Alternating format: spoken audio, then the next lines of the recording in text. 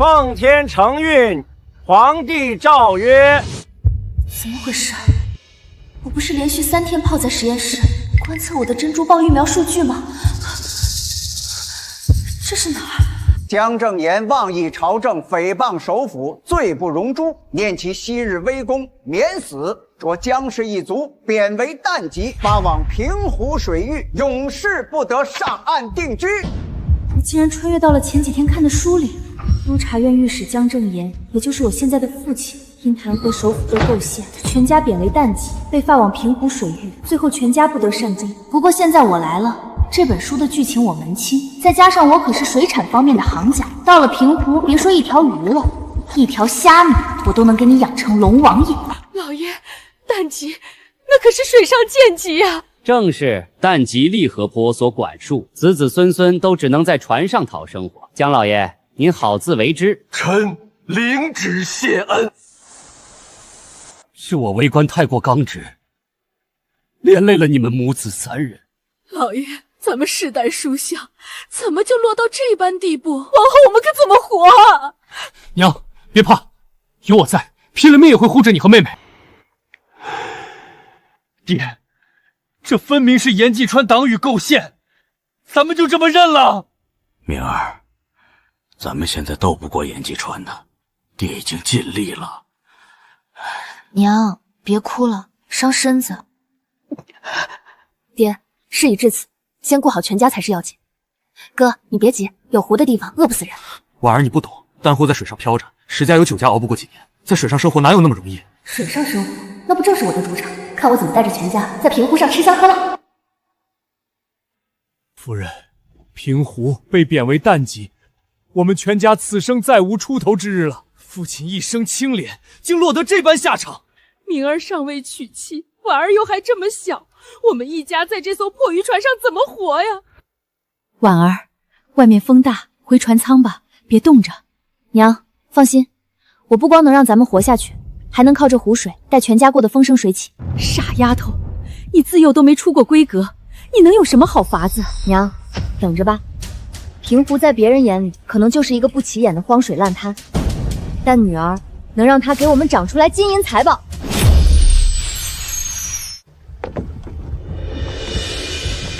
姜大人，哦不，姜传户，余税该交了。王典士，3斗安家粮还没给我们。3斗安家粮，刚好你们现在没有钱交余税，那这3斗安家粮就抵你们的余税了。下个月记得按时交税。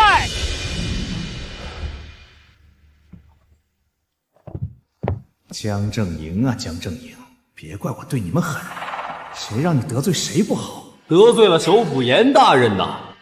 殿试大人，这粮你们不能拿走啊！我们刚到此地，还没学会打鱼，您把这安家粮拿走了，我们就真没活路了。本官是按规矩办事，至于活路，你们自己去找，这和本官毫无关系。这狗官简直是欺人太甚！哥，别冲动，我们现在不能和他硬碰硬。王殿试，我之前身为督察院御史时，为朝廷做了那么多事，如今你竟然连我们的安家粮都要克扣，怎么对我们殿试大人说话的？父亲，你没事吧？婉儿，爹没事。怎么，小丫头也想来理论理论？典史大人说的是，我们今后一定按时交税。哈哈哈哈！你这小丫头倒是个识时务的。我们走。这狗官不仅抢走我的粮，还要断我们的活路。这破船上连打鱼的工具都没有，照这样下去，咱们连这个月都撑不下去。老爷，安家粮被抢，下个月还要交余费，我们这可怎么活呀？夫人，是我为官无能，才连累你们落到这般境地。爹别这么说，天无绝人之路。哥，帮我找几根结实的麻绳，我拿来编竹筐。婉儿，你要做什么？都这时候了，编猪笼能顶什么用？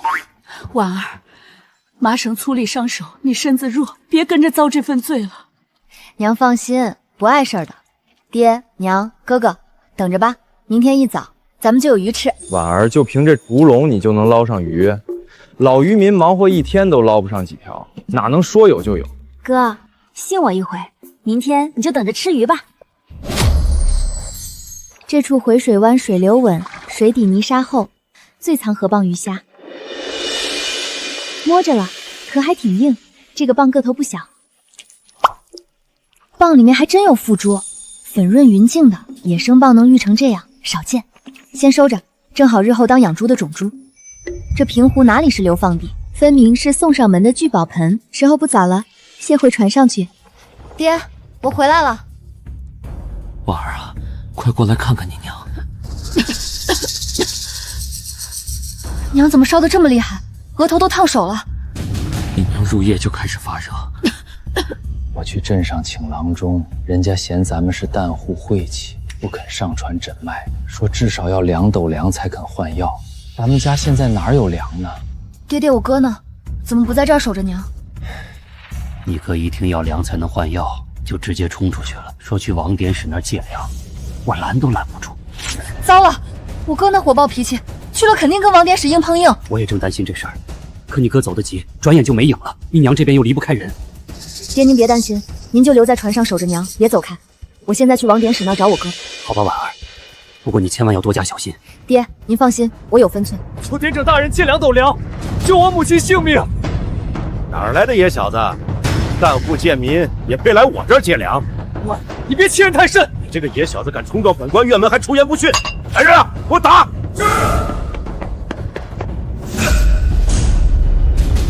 住手！大人息怒，我兄长一时糊涂冲撞了大人，民女代他向大人赔罪。赔罪？你空口白牙一句赔罪，就想打发我？这颗野生腹珠是民人方才在湖边捡到的，虽不算极品，也值几两银子，就当给大人赔个不是。另外，下个月的余税，我们江家加倍奉上，再多交3成，只求大人开恩，先借我们2斗粮，让我母亲抓药治病。就凭这几个落魄淡户，累死也交不上2倍加3成的税。到时候正好以抗税为由抄了他们家的船，神不知鬼不觉除掉江家，也算给首府大人分忧。好，本官就给你这个面子。珠子我收下，粮借你们2斗，但下个月的税少一个子儿都不行。到时候交不上，可别怪本官不讲情面。你们2个拿了粮，赶紧滚！妹妹，那珠子那么值钱，你怎么就给他了？咱们拿去当铺，还愁换不来2斗粮。还有我们哪有那么多钱去交2倍加3成的余税？哥，我怎么可能眼睁睁看着你被打？要是让娘知道了，她的病只会更重。哥，放心，余税我来想办法，而且我保证以后咱们会有数不尽的珍珠，到时候你想要多少，妹妹就给你多少。怎么样，婉儿？明儿粮借到了吗？借到了，爹，2斗。太好了，我这就去买药。婉儿，我还是想不通，好好一颗珠子，平白给了那狗官，太便宜他了。哥，第一，夜里当铺全关了，远水解不了近渴，娘的病等不起。第二，你刚才差点动手，真伤了差役，咱们全家都要吃官司。而且，王典史贪了这颗珠子，就落下了受贿的把柄，这笔账，咱们以后慢慢算。我这妹妹看着跟之前变了好多。婉儿，你这些都是在哪儿学的？哥，我在书上学的。我可不能告诉你，我是几百年后穿越过来拯救你们全家的。不说了，哥，你先守着娘，我出去一趟。婉儿，都这么晚了，你去哪儿？我去引鱼入笼，明天一早捞上来，咱们去集市卖，绝对能卖个好价钱。鲫鱼洗净，白条逐流，螃蟹爱藏石缝，这几处位置选得准，把笼布在这一几处，明天收笼，保准能卖个好价钱。捕鱼我可是专业的，小小平湖，看我怎么给他拿下。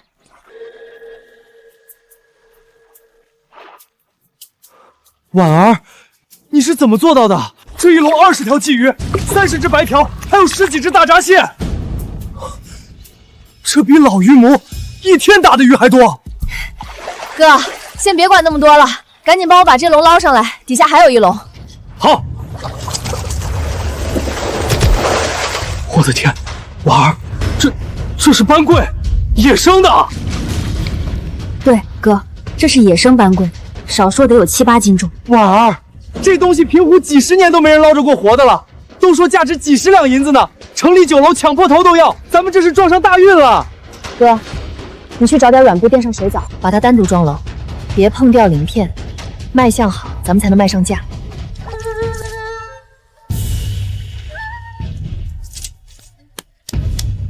哥，撑船去镇上，咱们去卖鱼，正好拿着鲟鱼换钱，给妈买点肉补补身子。好，咱们这就走。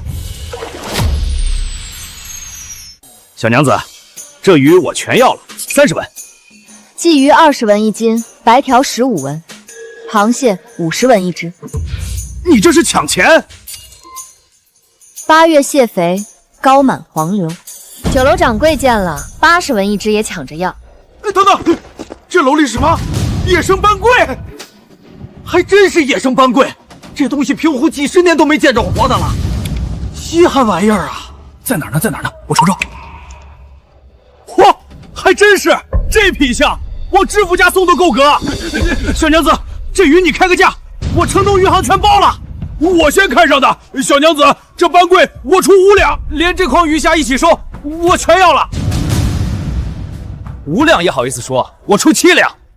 这鱼送醉仙楼，贵客抢着要10两，我出10两。下月知府家摆寿宴，正缺这道压轴硬菜，15两，我给京城望江楼供货。这鱼他们求了半年都没货，20两，我出20两。京里来了位贵人，点名要野生斑龟，差一点我都没法交差，谁都别跟我抢。婉儿，20两，我没听错吧？20两可以出，但我有个条件，日后我家常往镇上送鱼虾，你们都得按市价收，不许压价刁难。这有何难？就冲着斑龟，以后你的货我全按最高价收。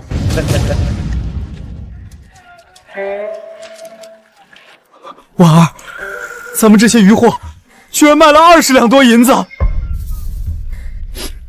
这够咱们全家花大半年了。哥，咱们去给娘抓药，捡最好的药材拿，剩下的再买些米面、肉和棉絮回来，给娘换套新铺盖。好，哥这就去。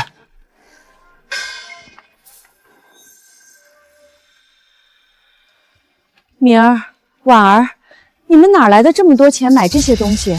母亲，这些都是婉儿买的，婉儿特别厉害，用竹笼打上来一只罕见的野生斑龟，有人出了20两直接买走了。婉儿，你这些本事都是从哪儿学的？连老渔民都捞不着的斑龟，你一出手就有，还卖了20两的天价。父亲，这些都是女儿在书上看的，照着水势选地方下笼，碰巧撞上了而已。之前都是爹您在照顾全家，现在也该女儿替您分担了。婉儿真是长大了，都是因为父亲，才让我们全家沦落到这种地方。父亲，这不是你的错，放心吧，咱们家会越来越好的。爹，现在这些只是小钱，真正赚钱的还在水底下呢。这平湖表面风平浪静，底下藏着不少好东西呢。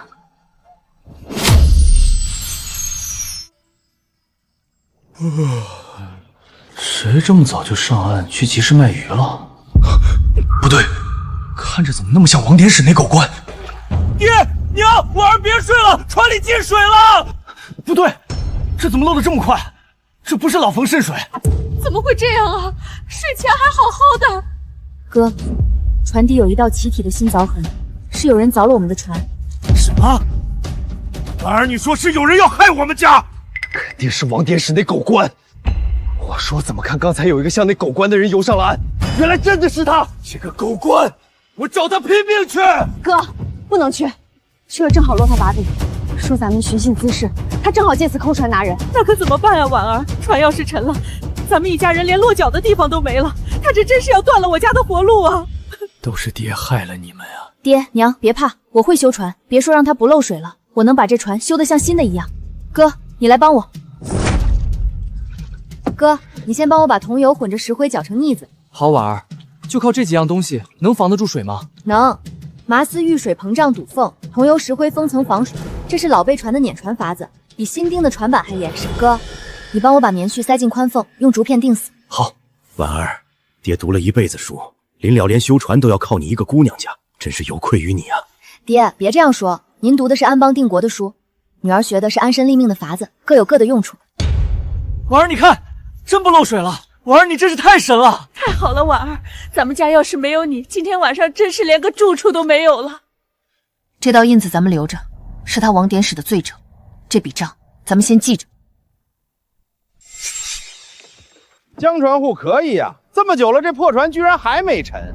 正好，本官来通知一声，从这个月起，家水面停泊费每月2两，今天就得缴。什么停泊费？何不所责例里根本没有这项。对呀，典史大人，而且收2两银子也太多了吧？有没有？本官说了算，不缴也行。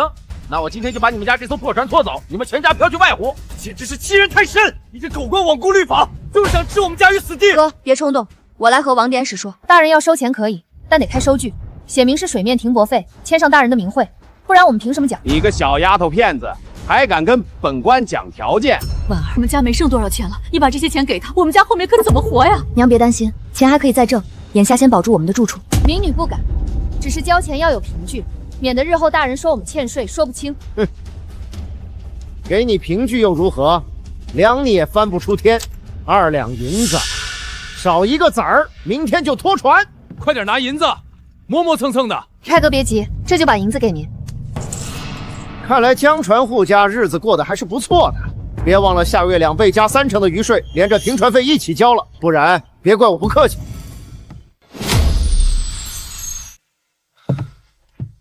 婉儿，凭什么平白无故给那狗官2两银子啊？那可是咱们卖鱼的血汗钱。哥，不把银子给王典史的话，他真敢拖船。现在咱们还没站稳脚跟，不能硬碰硬。但他开了收据，就落下了滥设科章的实据，这些证据攒多了，就是咱们扳倒他的刀子。那咱们接下来怎么办？总不能天天等着他来要钱吧？打鱼赚的是辛苦钱，撑不了咱们家里的开销。真正赚钱的，是我手里的东西。珍珠，婉儿，你这是哪来的？哥，你还记得那天我给王典史的那颗珍珠吗？哥记得。婉儿，你不是说那颗珍珠是在湖边捡到的？对，从那天后我就知道这平湖里的蚌能育珠。果不其然，今天我又从蚌里找出一颗。那婉儿，咱们岂不是可以捞蚌取珠去卖钱？哥，你别太激动，野生珍珠太稀少了。我今天开了20只蚌，才找到1颗这么小的珍珠。但是，哥，咱们可以捞蚌自己育珠啊！我有法子让蚌里生珍珠，而且培育出来的珍珠品相要比天然珍珠还好。婉儿，你说的是真的？真能成的话，那我们家可要发大财了。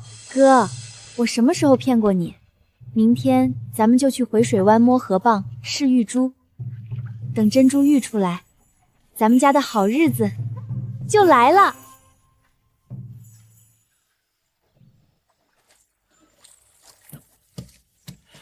婉儿，我们在这儿摸了一会儿，就摸出这么多蚌，你怎么知道这里的蚌多的？哥，回水湾这个名字可不是白叫的，这里水流回旋，水里的淤泥肥美，河蚌最喜欢在这种地方生活了。喂，你们从哪儿来的？懂不懂规矩？这片湾子是我们张家的渔区，谁让你们来摸蚌的？平湖是官家的，怎么就成你家的了？我张阿公在这打了40年鱼，这片湾子历来归我们管。你们外来的罪馋淡户，赶紧走！阿公见谅，我们初来乍到，不懂规矩。只是我们需要用蚌来培育珍珠，这才闯进了您家的湾子。哼，还培育珍珠？我看你们就是在瞎折腾，糟蹋东西。我老头子在水上几10年了，也从来没听说过有人拿蚌来培育珍珠。阿公，我看您渔网上刮了不少碎蚌壳，河蚌多了割渔网，你也头疼吧？你怎么知道？河蚌繁殖快，缠网割绳，每年都得毁不少网。您把多余的河蚌给我，我教您怎么用蚌肉沤肥，还能帮您把网眼加固，以后蚌就割不破了。你个小丫头，怎么会懂这么多？在书上学的。阿公要是信我，咱们可以换。您给我河蚌，我给您修网，教您沤肥，咱们2个都不吃亏。行，我倒要看看你这丫头有没有这本事。阿公，以后您用细麻线在渔网的结节处绕一圈，这渔网就能比原来的结实10倍。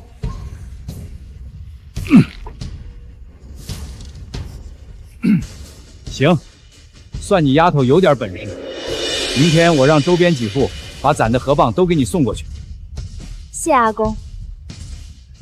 先别谢我，老头我可不相信你能把珍珠给培育出来。有这功夫，不如在家做白日梦。阿公，你就等着瞧吧。等我把珍珠培育出来，看我怎么让你这个小老头惊掉下巴。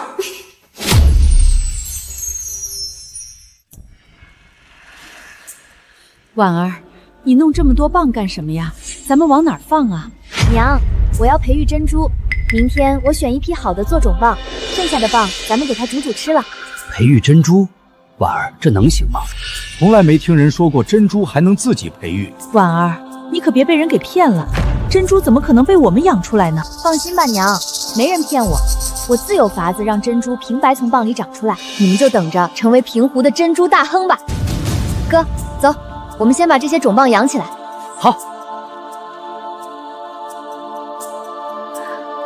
老爷，你说婉儿是不是和之前不一样了？婉儿现在比我们厉害，现在都能护着我们全家了。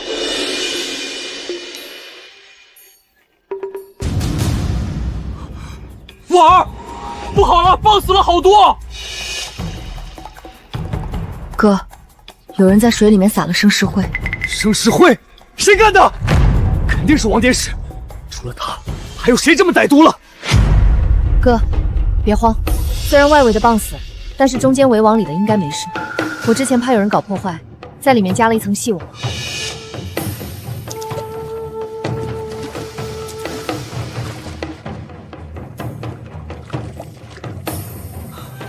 还好还好，里面的蚌都活着。婉儿，你太有先见之明了。哥，咱们别高兴得太早，王典史肯定不会只撒石灰这么简单，他肯定等着咱们找上门，到哪里怕。那我们怎么办，婉儿？吃下这个哑巴亏吗？哥，你先去找张阿公，那个放生石灰的人肯定还没跑远，让阿公带几个人去将他抓住。人只要抓住了，那后面就好办了。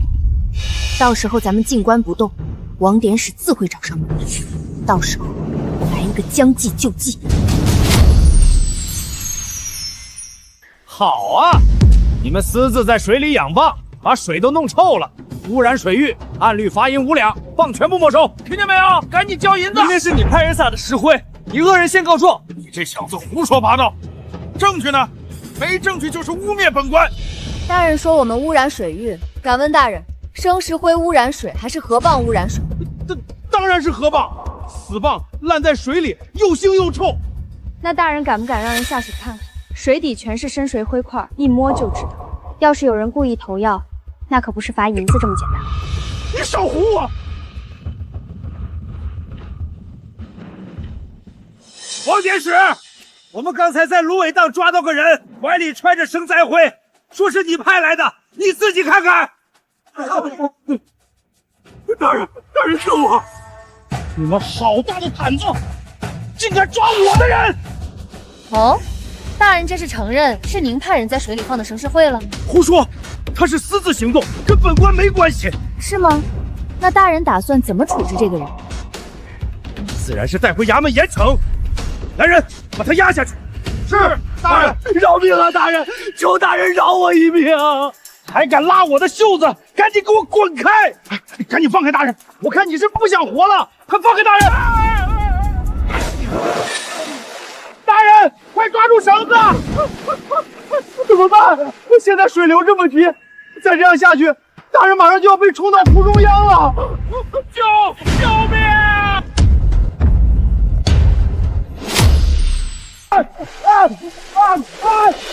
活该，这狗官也有今天。婉儿，我们走。哥，我们就救他。王典史若死在我们面前，袁靖川定会嫁祸我们，谋杀朝廷命官可是死罪。阿公，帮我救人！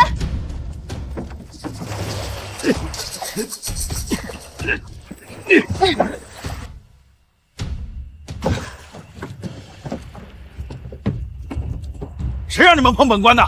被弹户救上来，本官的脸都被你们丢尽了。你这狗官，我妹妹救你，你还骂人！别以为救了本官，本官就会感激你。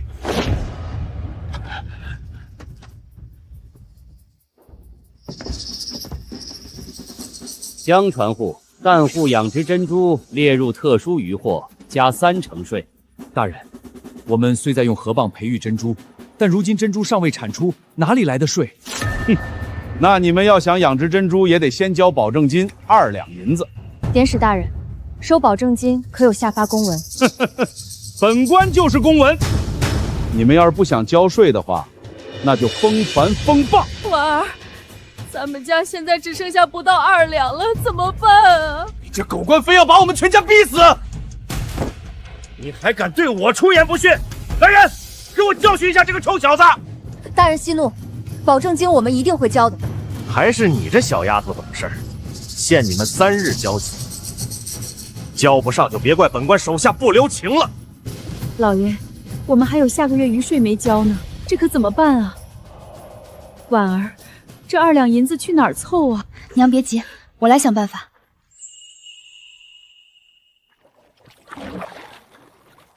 丫头，接着！阿公，这是你们凑的钱？你们家的事情我们听说了，王典史可真不是个东西，摆明了在针对你们呢。江姑娘，上回你帮我们修网煮鱼汤，大伙儿都记着呢。各位，这份情我江婉瑜记下了。老头，我是看不得那狗官欺负人。江姑娘，珍珠的事我们都听说了，你好好养，我们相信你能成功的。珍珠养成之日，有我江家一口饭，就少不了大家一口汤。对了，丫头，张家湾的河蚌比回水湾还肥，你要不要去看看？好。婉儿，这水面比回水湾宽了不止1倍，一眼都望不到头。丫头，老头子没骗你吧？这湾子河蚌多的是，就是没人会弄你们那个什么玉珠。阿公，不是每只蚌都能玉珠，得选种蚌。江姑娘，怎么选？大家看好了，壳厚色深第1道，闭壳有力摁不开的第2道，掰开看壳内珍珠层，年份3年以上才适合直核，这只蚌就能玉珠。江姑娘，你看我手里这只蚌呢？壳太薄，珍珠层薄，直核进去养不住珠，放回去让它再长1年。壳厚色深，闭壳有力，3年以上。江丫头，我记住了。江丫头，80只河蚌，全按你说的挑的。老头，我胳膊都酸了。正好，这80只分给4户人家饲养，每户20只。江姑娘，我们从没养过蚌，怕养坏了，这可是您的心血。不怕，刘伯我手把手教你们。养蚌和养鱼一个理，水性十足就能活。你们都是老渔民，底子比我好。我已经记下了每只蚌的壳色和重量，以后我来负责帮助各位观察河蚌的情况。哥学得真快。对了，各位在围网的时候要分内外2层，隔3天给河蚌换1次水。好，江姑娘，我们听你的。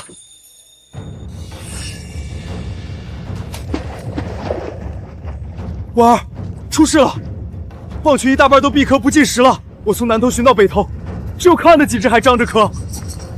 哥，先别急，我们一起去看看是哪里出了问题。好。怎么样，婉儿？是水的问题吗？哥，这水里有股酸涩味儿，感觉像是有人在里面倒了什么东西。这一片水域都是这种情况，看来上游一定有问题。哥，走，我们去看看。婉儿，你看那是什么？哥，就是这股酸涩味，靛蓝水有毒，蚌群是被毒的理不进食的。我们再晚几天发现，整批蚌都得死。谁这么缺德，把染坊废水往湖里排？婉儿，我们去找他们算账。哥别急，咱们先打听清楚是谁家的染坊。还打听什么啊，婉儿？证据就在眼前。哥，我们现在是淡户，上去和染坊老板硬碰硬的话，吃亏的只会是我们。婉儿，你说的有道理，哥这就去打听一下这个染坊老板是什么来头。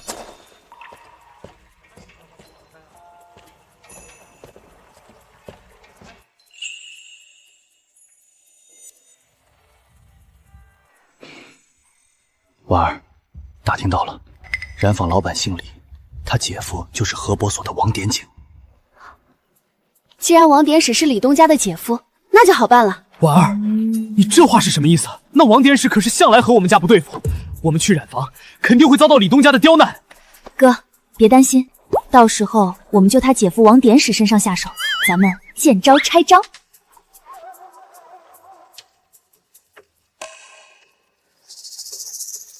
哪儿来的淡户？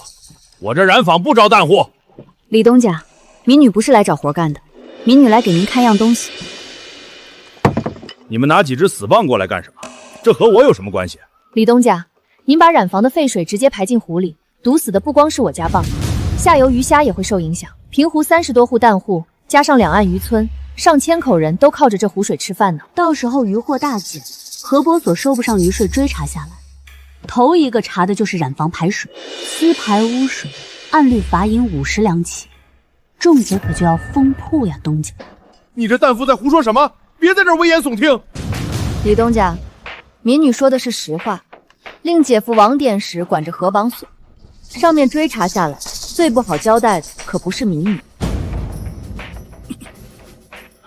那你想怎么样？还请东家挖一条引水沟，把染坊废水改道排到荒滩那边，补进湖里。请人挖沟改道，花不了几两银子，比日后吃官司可划算得多。行，我改。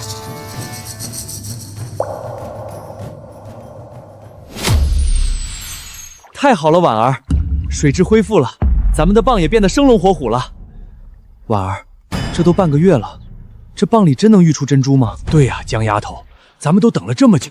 没事儿，江姑娘，养不出来珍珠也正常，从来没有听说过谁能把珍珠养出来的。对啊，江姑娘，这人工育珠还是不太可能实现的。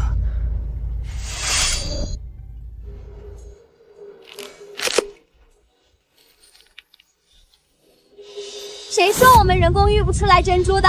阿公，你们看，这是什么？真的是珍珠，还是鲜少见的金珠。江丫头，你太厉害了！江姑娘，这金珠又圆又亮，无杂色。老头，我40年没见过这么漂亮的珍珠了。咱们这珍珠的品相拿到京城去卖，价钱肯定比天然珠还要高一层。婉儿，咱们成功了，咱们真的把珍珠养出来了。有了这珍珠，咱们平湖淡户的好日子就要来了。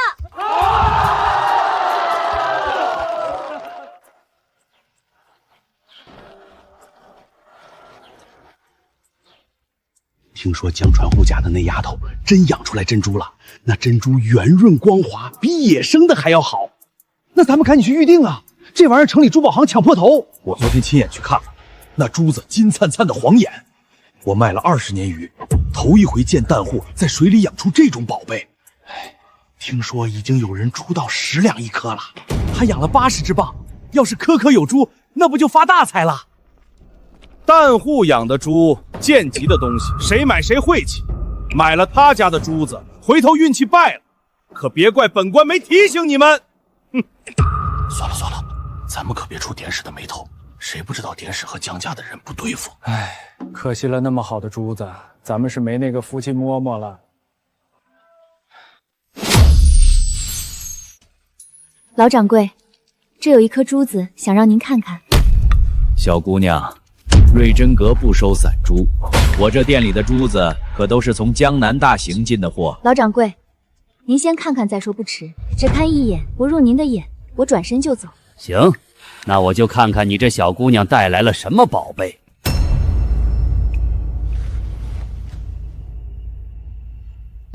这圆度，这皮光，不对呀，天然珠子哪有这么匀净？老朽在珠宝行50年，见过的珠子少说也有几万颗了。你这颗放在里面，绝对排得进上品。老掌柜，这是我在平湖里养出来的。养的？老朽做了50年珠宝，头一回见到养殖珍珠比野生还周正。这要是放到京城，可是要被人争抢的上等货。那依掌柜看，这颗珍珠值多少钱呢？这可值不少钱呐！这样，姑娘，老朽给你写份品鉴书，你去京城，那里肯定有人高价收你的珍珠。好，麻烦掌柜了。一定要拿着我给你的品鉴书，有了这份品鉴书，京城的珠宝商才肯正眼看你的货。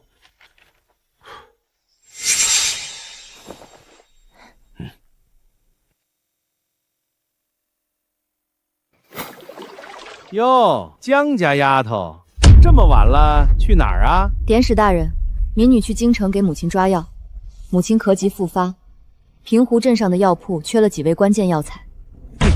抓药？本官看你包袱鼓鼓囊囊，不像只装了药方子吧？该不会是贩丝珠去了？典史大人明鉴，都是些干粮衣物，民女身上一颗珠子也没有。大人不信的话，可以来搜。本官不用搜。旦户未经许可，不得擅离管辖水域。劝你赶紧原路返回，要不然就别怪本官不客气了。是，大人。婉儿，你不是去京城了吗？怎么现在就回来了？对啊，婉儿，你怎么这么快就回来了？婉儿，是不是出什么事情了？爹、娘、哥，我在快出平湖水域的时候被王典史拦下来了。他说旦户不得擅自离开他的管辖水域。那晚你没事吧？王典史没有为难你吧？爹，放心吧，我没事。那这可怎么办啊，婉儿？那王典史不让当地的商贩收我们的珍珠，又不让我们离开平湖，咱们的珍珠养出来了也卖不掉啊！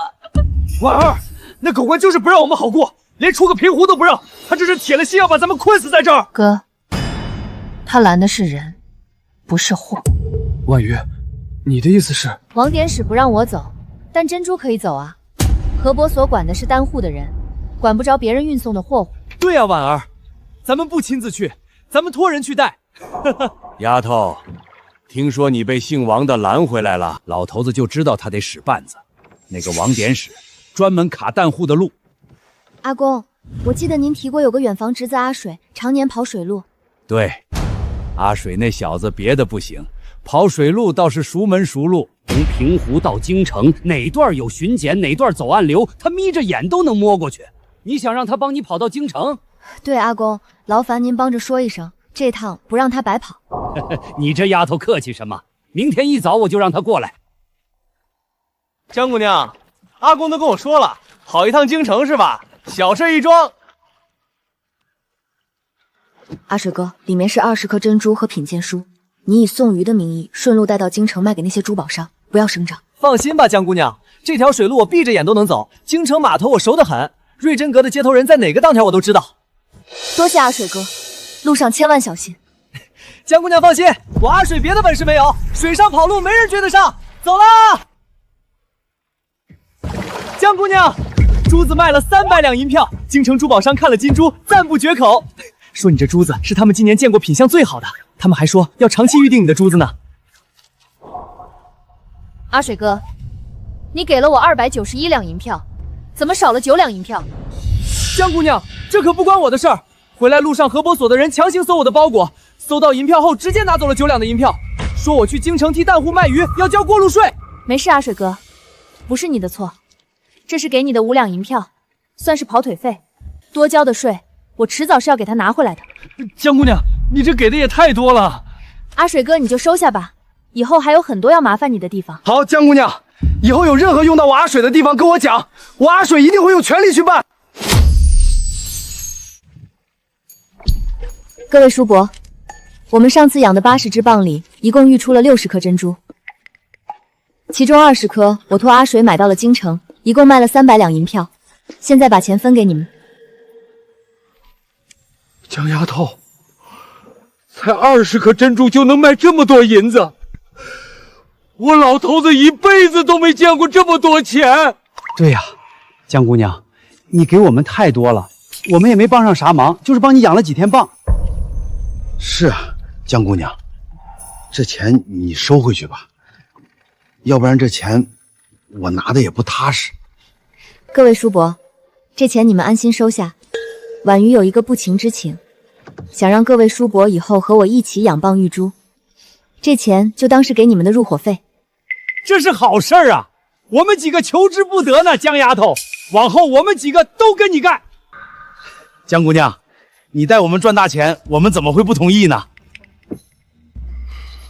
江姑娘，我们信你，你说怎么养，我们就怎么养。好，那从今日起，咱们就是一个合作社。我交直盒，珠子我统一收，统一卖。各位叔伯，现在我教你们给盒蚌直盒。先用刀尖挑开蚌肉，再把珠核塞进去，位置要准，不能伤内脏。江姑娘，这样蚌不会死吧？不会，只要手法轻，蚌会活得好好的，半个月左右就能长出珠子。江姑娘，这给蚌里头塞东西，它不疼吗？阿叔，养猪就像给人接骨，只要手法对，骨头反而会长得更结实。丫头，让老头试试。摸了半辈子蚌，还没试过养珍珠呢。好。各位叔伯，忙了一上午，来喝碗鱼汤暖暖身。苏娘子，你这汤熬得真香，我们淡户哪受过这待遇？刘大哥客气了，你们跟着婉儿学技术，一碗汤算什么？江姑娘，有个姓钱的珍珠商人刚来找你，见你不在，把这帖子给了我。他说想跟你谈合作。姓钱的珍珠商户说是合作，不会是来和我来抢生意的吧？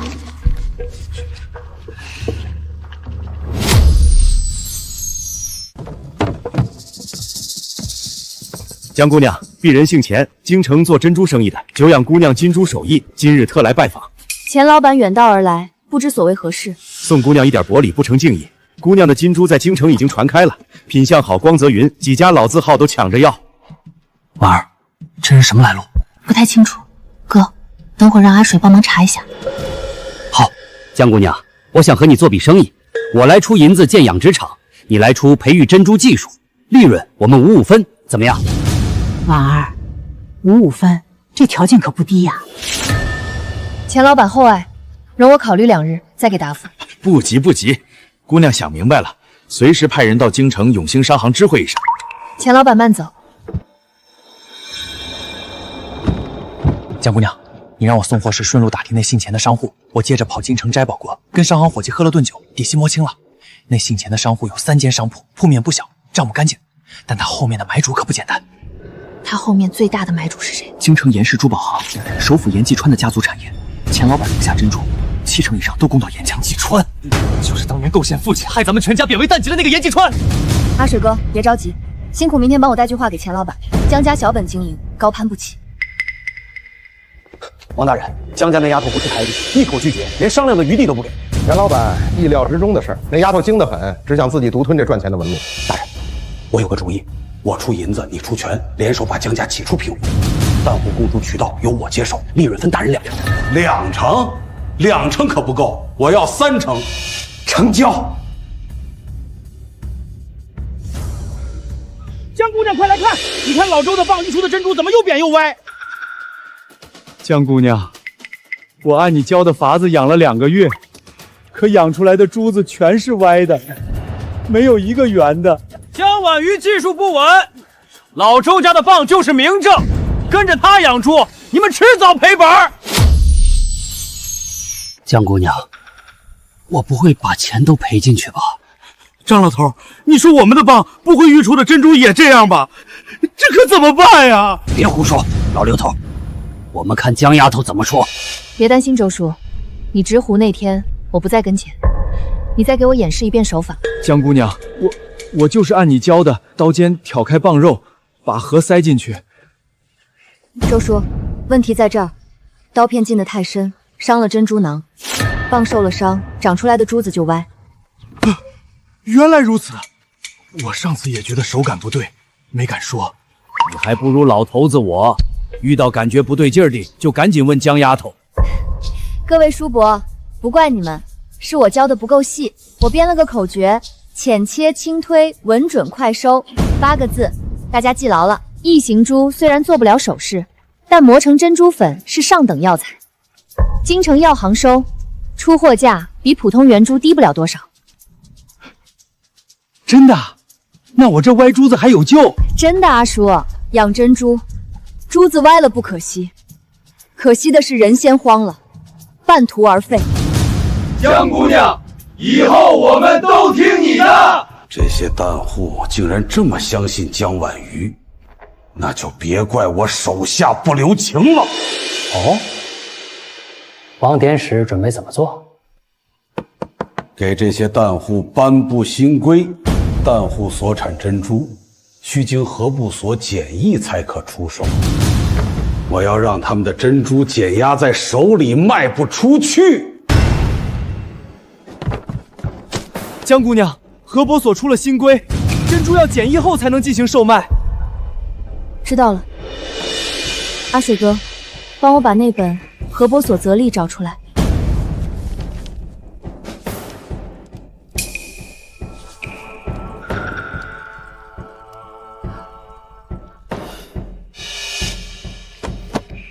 阿水哥，珍珠粉不在检疫范围之内，王典史他卡得了珍珠，卡不了药粉。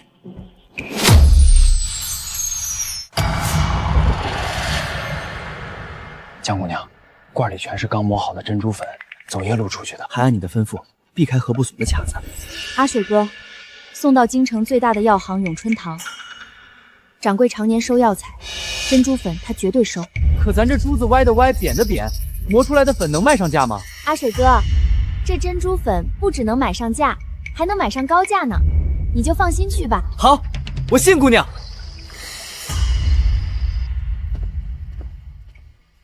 掌柜的，平湖江家珍珠粉，您验验。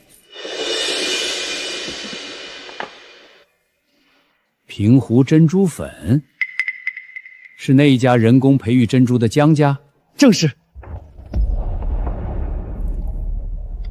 细腻度比市面上最好的还高出3成，白度没有一丝杂色，这真是用人工珠磨的？掌柜的，我们江姑娘说了，您要是识货，不用说了，长期供货，你们出多少，我收多少，价钱按上等药材算。好嘞，我这就回去和江姑娘说。哥，咱们的种棒已经够了，你赶紧上来吧。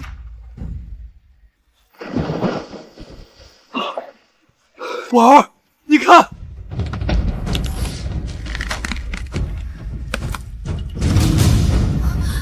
这是100年难得一见的黑珍珠。听说了吗？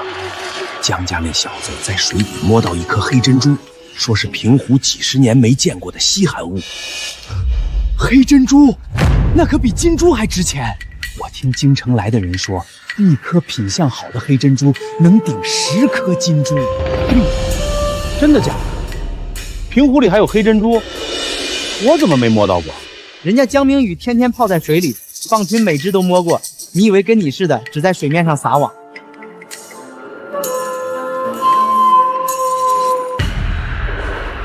王典史，江家摸到了黑珍珠，要是让他把这珠子运到京城，咱可就挡不住他的财路了。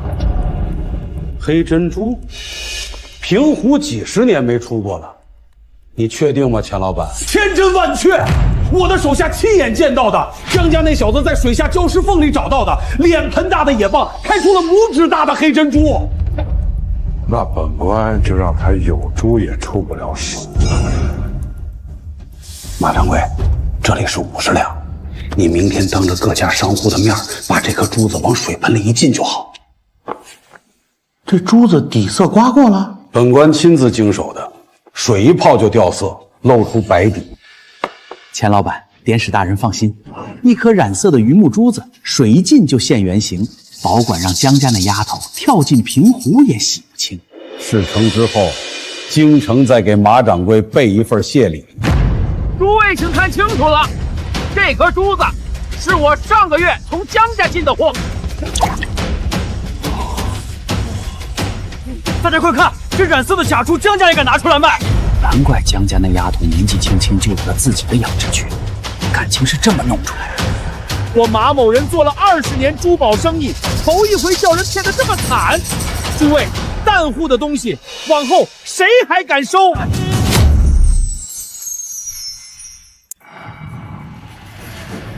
江家造假珍珠，坑骗商户，现以知府批示，将江家全部珍珠存货就地查封。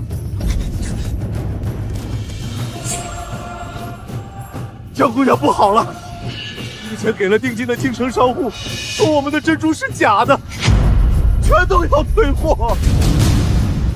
早就说了江婉瑜不靠谱，养殖区都被封了，还是跟我们钱老板干稳当。婉儿，咱们真的要撑不住了吗？娘，别担心。婉儿，我去找马掌柜对视，拼了这条命也要撕烂他的嘴。哥，别去。婉儿，他当着全平湖的面泼咱们脏水，你叫我别去。哥，马掌柜肯定是被钱老板买通了。你现在去请瑞珍阁老掌柜，明天一早到养殖区来帮我们做见证。老掌柜在平湖很有威望，到时候咱们的珍珠是真是假，旁人自有定夺。老掌柜，封存区共有73只蚌，请您随机指定10只，当着所有人捞起来，当面剖。那只，还有那边那只，大小远近都挑，莫叫人说我替你捡好的。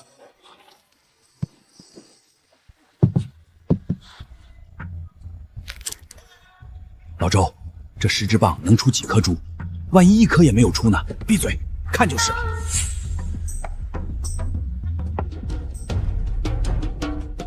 诸位看好了，真珍珠刀刮落细粉，珠面不留痕迹，火烧不变色，不冒黑烟，真品无疑。10蚌9珠，颗颗真品。老朽在瑞珍阁50年。这种成色的珍珠可是上品中的上品，我老周就说吧，江姑娘不可能骗人的。马掌柜，你说那颗假珠是从江家进的货，敢问你的进货凭证在哪？凭证放在铺子里，今日没带。几月几日进的？上个月。进价多少？我记不清了。马掌柜真是贵人多忘事啊！可是我根本没有在平湖镇上买过珍珠，您哪来的从江家买的珍珠？马家铺子的伙计招了，那颗假珠是王典史3天前亲手交给马掌柜的，钱老板的50两银票一并收在铺子账房里。你胡说！这件事和本官没有任何关系，肯定是你买通马掌柜的伙计做的伪证。你好大的胆子！当着典史的面竟敢做伪证！你好大的胆子！江婉瑜竟然买通了这么多人替你做事！王典史，钱老板，这份供足是真是假，自有府衙来定夺。我见作去府衙看看，究竟是谁在栽赃，谁在陷害。知府大人，我们江家在平湖一直安分守己，可王典史一直以来对我们家强行遭收一些莫须有的税，让我们家苦不堪言。无奈之下，我们一家只好另谋生路，养蚌育珠。可这王典史与京城来的珍珠商户暗中勾结，诬陷我们卖假珍珠。眼下他们诬陷不成，还要强行加罪于我们。这是民女收集的所有王典史加收杂税、买通他人诬陷民女的罪证，还请大人过目。是啊，知府大人，那狗官一直针对我们，想要我们家在平湖没活路，您一定要给我们一个公道啊！王典史，你身为朝廷议员，勾结奸商，伪造假证，栽赃旦户，还强行加收杂税，你可知罪？卑职糊涂，求大人饶过卑职这一回。知府大人，草民冤枉啊！放肆！铁证如山，你这商户还敢在这里狡辩？本官现在判王典史革去典史之职，发往偏远县学做杂役，原商户罚银200两，永久不得在华州做珍珠买卖。完了，我这一辈子全完了。婉儿，能出货了！王典史被革职，新来的典士还没上任，检疫禁令自动作废。那些京城商户知道咱们被诬陷后，也全都恢复了订单。咱们攒了3个月的珍珠，全都能出手了。3个月的心血，今天总算有结果了。好，这段时间辛苦你了，哥。婉儿太好了，你的辛苦总算没有白费。我的女儿真是太厉害了。江丫头，老头子活了60多年，头一回看见弹户能把当官的给扳倒了，这事儿够平湖的弹户吹上20年。以后那些当官的再想欺负弹户，得先想想王典氏的下场。各位叔伯，不是我把当官的扳倒的，事出有因，王典史自己做的孽，时候到了，自然就还了。江姑娘说的对，咱们把活干好，其他的事情自有定数。各位叔伯，这阵子辛苦你们了。今天晚上在张家湾岸边举办一场庆功宴，希望各位叔伯都来捧场。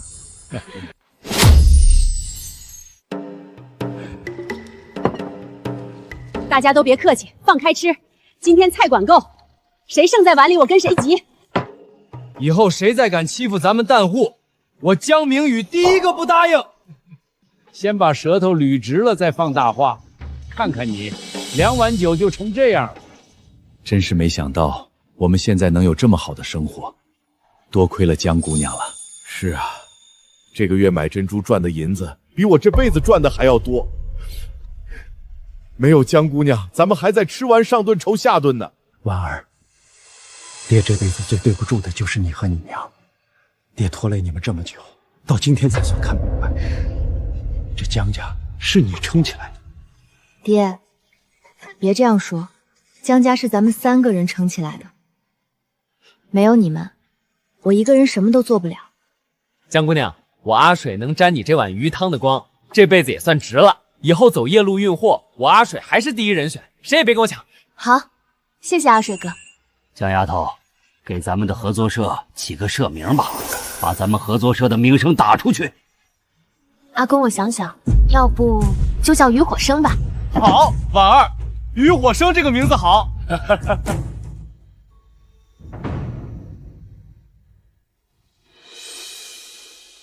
婉儿，你看，渔火生3个字挂上去是不是气派多了？咱们从回水湾一路走到今天，真不容易。江姑娘，镇上那间空了3个月的铺子，今儿下午挂匾了。阿水哥，哪间铺子挂的什么匾？是珍珠行，京城严家的人来了。婉儿，是严振川，他肯定是看我们家在平湖过得风生水起，按耐不住亲自来找我们麻烦了。别生气，哥，该来的总是会来的，也该我们和他算算总账。哪里来的刁民，直呼我爹的名讳？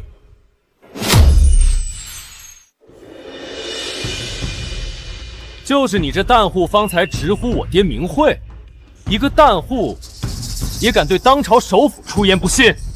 严继川构陷忠良，天下谁人不知？严家还敢来平湖，就不怕旧账新算？构陷，江正言自己不识时务，怪得了谁？哥，不用理他。严公子远道而来，不知所谓何事。你就是那个养出金珠的江家丫头。严氏珍珠行今日开张，全场7折。弹户的猪一身贱籍晦气，谁收谁倒运。你闭嘴！江姑娘，严家7折放货，我们小本买卖跟不起，定金还你，货我们不敢要了。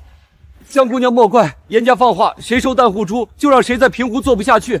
我们拖家带口，得罪不起。哈哈哈哈哈哈！婉儿，7折价亏本卖，他就是要断我们活路。江丫头，3户新入伙的单户全退了，严家放了话说，谁跟渔火生谁吃不上饭，恐怕3户全退了，一句话就吓成这样，咱们的猪哪点比他严家每地货差？不怪他们，弹户咱家点儿，一滴血一滴汗，不敢赌。哥，前面船板上有个人，撑船救人。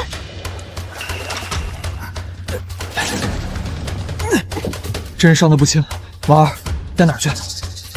带去偏舱，先救人。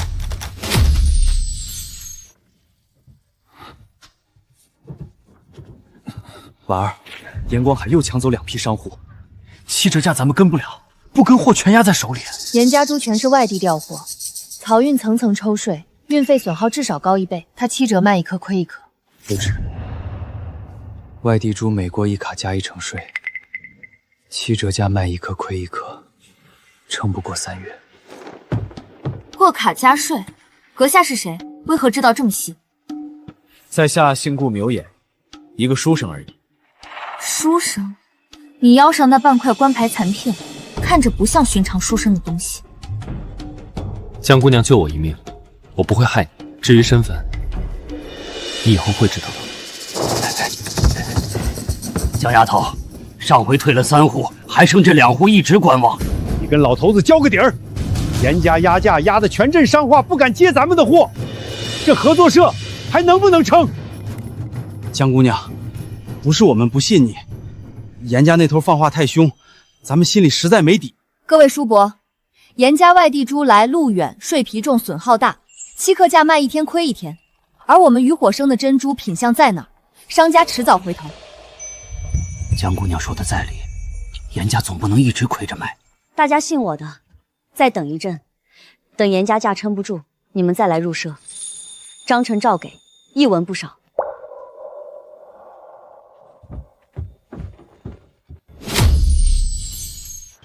江丫头，严家价撑不住的消息传开了，之前退的3户悔得肠子青，剩下这3户今天全来了，都想入咱们合作社。江姑娘，我们几个商量好了，以后跟着你养猪，你说怎么干就怎么干。是啊，江姑娘，上回你分钱我们看得真的，跟着你心里踏实。好，各位叔伯信我，我一定不让大家吃亏。江姑娘，我们不会直合怎么办？对呀，江姑娘，我们养的蚌里万一不出猪咋办呢？江姑娘，这种蚌的钱谁出啊？万一我们把本钱亏进去了怎么办呀？别担心，阿叔们，我会手把手教你们。我宁愿你们晚1个月入社，也不能让你们亏了本钱。一群大佬渔民还怕这怕那，老头子我都能养出珍珠，你们要是学不会，你们拿鱼竿敲我脑袋！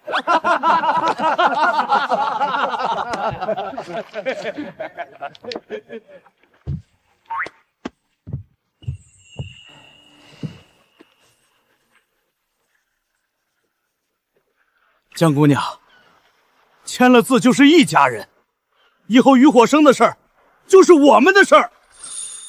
好。江姑娘，出事了！严广海挖走咱们2户人，说给他们3倍工钱，还教他们一套新制河手法，说下刀偏左3分，蚌壳合得快，产量翻倍。江丫头，那是严广海肯定是故意教错的，下刀偏左3分上的是珍珠囊，养出来的猪全是歪的。江姑娘，那2户学了错手法，回头养出歪猪，账肯定还得算在渔火生头上。还有更糟的，江姑娘，今早集市上，严光海当众掀开1盒扁歪残猪，说是渔火生的货。京城2笔大单听了消息，全来县说暂缓交易。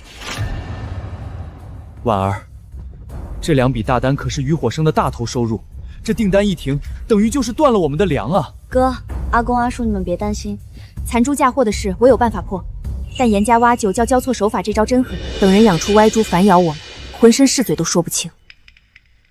江姑娘，我们可以给所有会育猪直合的蛋户发请柬，公开斩祭，同场直合当众泼蚌，到时候依靠手艺，我们便可自证清白。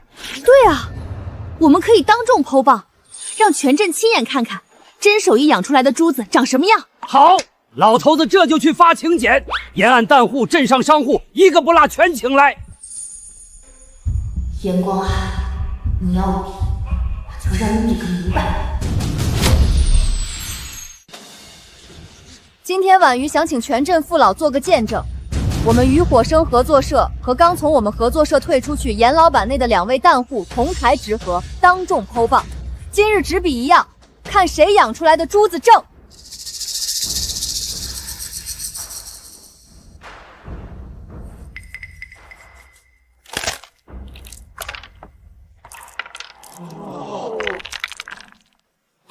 这2家培育的珍珠品相真是一个天一个地，渔火生的珠子跟夜明珠似的，严家那边歪的没法看。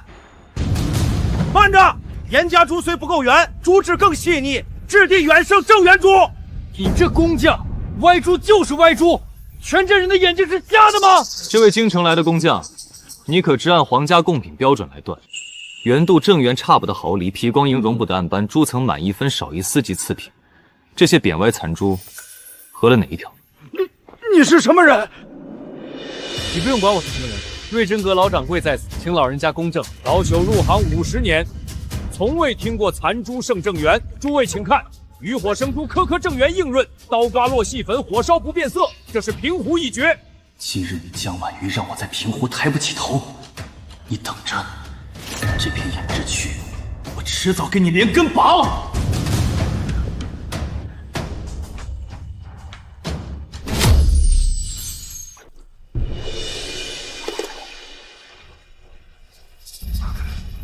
谁在那？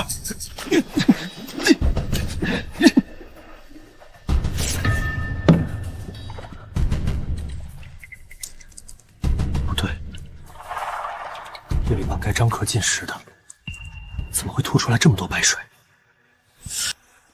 婉儿，阿水，来人！哥，怎么了？婉儿，我刚才看到有人往水里倒了东西，但没追上他。回头一看，蚌全闭壳了。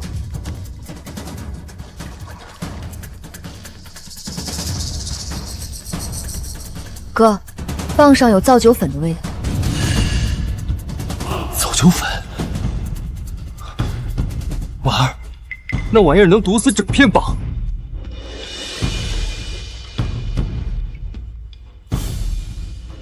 阿水哥，麻烦你连夜去通知各户，所有围网区的蚌全捞起来，暂养到各家船舱底，不要让造国府扩散到内层。好，江姑娘，我这就去。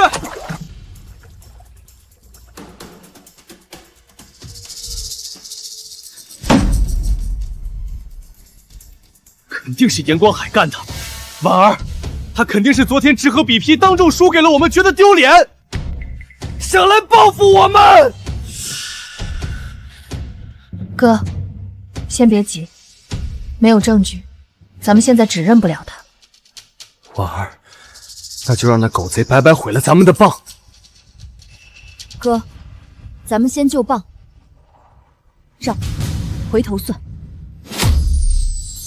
江丫头，老刘家和老周家的围网也被撒了皂角粉，都是外围那层。这王八蛋专挑外围下手，内层希望全没事儿。江姑娘。我家20只蚌全闭壳了，养了2个月，眼看要出珠了。各位叔伯，先不要慌，外围蚌全部捞上来，放进船舱暂养。内层围网里的，立刻撤掉外围网布，引活水冲灌3遍。婉儿，爹来帮你了。谢谢爹。婉儿，没事吧？咱们这些蚌死了，得赔进去不少钱吧？别担心，娘，我能把这蚌救活。江姑娘。用活水冲灌，那得要多少人手？周叔，蚌群的命比人手金贵，每户出1个人，4户就是4个人，不够我再想办法。听见没有？回去喊人，谁不来我张阿公跟谁急。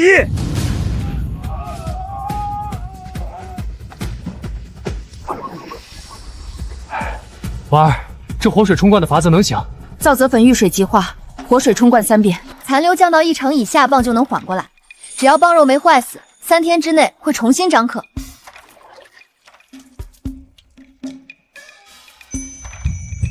婉儿，这蚌张壳了，蚌活了，婉儿你真是神了！哥，别高兴太早，撒皂角粉只是第一招，严光海不会只出这一手。核板所抽检，珍珠属于特殊渔获，扣货3日，查验合格方可出港。差爷。这批货是京城永春堂的急单，合同白纸黑字，明天必须送到，误1天就要3倍违约金。合同是你的事儿，扣货是河滨所的事儿，3天后要提货，拿查验文书来。阿水，咱们合作不是1天2天了，合同写的是明天5时交货，误了时辰3倍赔付，你于火生看着办。赵老板，实在是核保所临时抽检，我不听这些，误了时辰。违约金1个子儿都不能少，这是永春堂的规矩。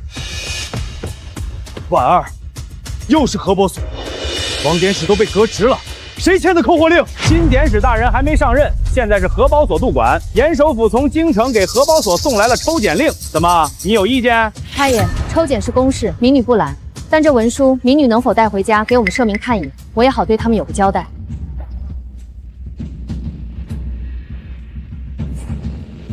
多谢差爷，3天后民女来提货。婉儿，你就这么让他们把货扣了？哥，那文书上的印章不对，咱们回船上说。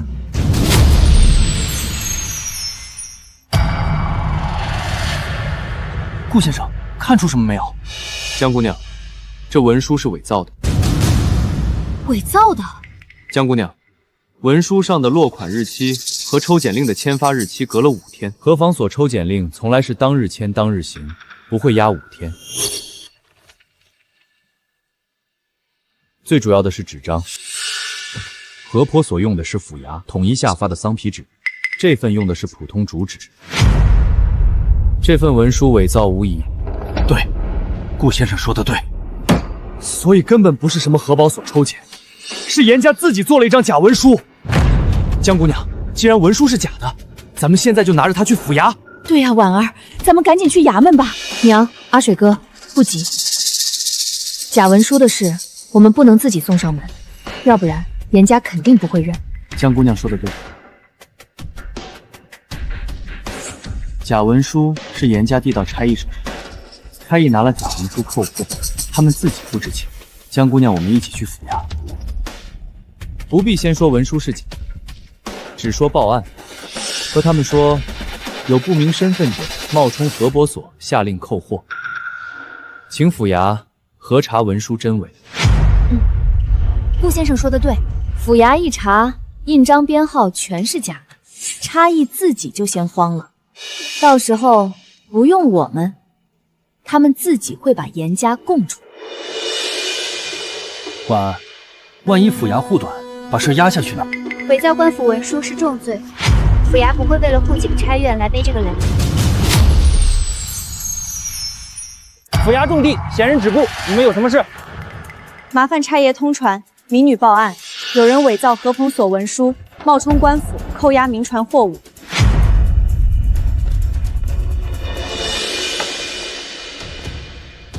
又是你！什么伪造文书？你少血口喷人！差爷，民女没有指控任何人，只是昨天扣货的文书编号不合规制，纸张也不是府衙通用的桑皮纸。民女担心有人伪造官府文书，浑水摸猪，特来报案。你说硬歪就硬歪，你一个淡户认得什么官印规正？那差爷不如请府衙驻报当场核验，真的假不了，假的真不了。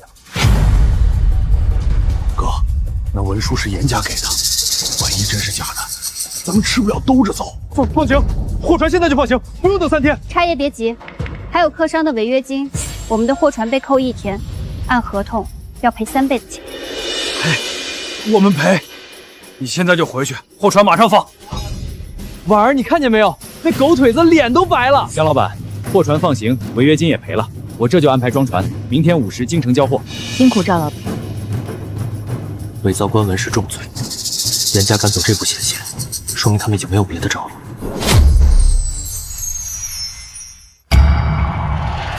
听说了没有？渔火生那批货，何伯所扣了不到1天。江家丫头跑了一趟府衙，差役当场放行，还倒赔了银子。真的假的？府衙还能向着淡户？千真万确。我表弟在码头扛活，亲眼看到货船解拦出港，差役脸都绿了。先是比试把严家工匠驳得哑将无言，又把假文书戳穿，让府衙放行。这江家丫头手段不一般。上回严家压价，老张头领着几户跟着渔火生干，听说这个月分账比打鱼半年挣的都多。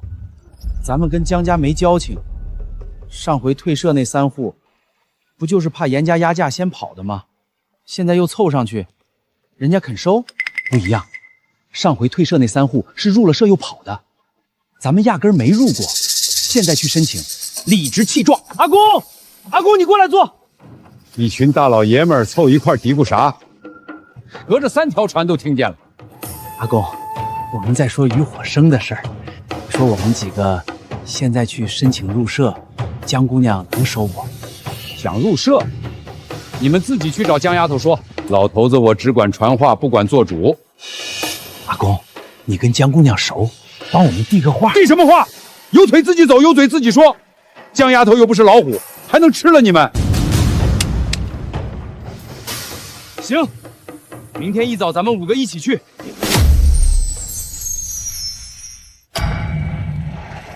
阿公，今天什么日子？带这么多人来？不是我带的，他们自己跟来的。他们来找你妹妹，有事儿。江姑娘，我们5户想申请加入雨火生合作社。江姑娘，上回严家压价，我们没敢动，这回看得真真的，跟着你能成事儿。对啊，江姑娘，我们不怕吃苦，直河捞蚌，修网补船，让干什么干什么。江姑娘，给个机会。对，给个机会。各位叔伯信我，我很感激。但入社不是一句话的事，种蚌是活物，养不好亏的不止你们一家，还会连累合作社的名声。江姑娘，我们不会养，可以学。老张头能学会，我们也能。叔伯们，婉瑜知道你们都很想加入我们合作社，但我们得按规矩办事。之前我们合作社就出现了刚入社就退社的事情，所以还请各位等我把入社章程制定一下，再给你们答复。好，江姑娘，那我们几个等你答复。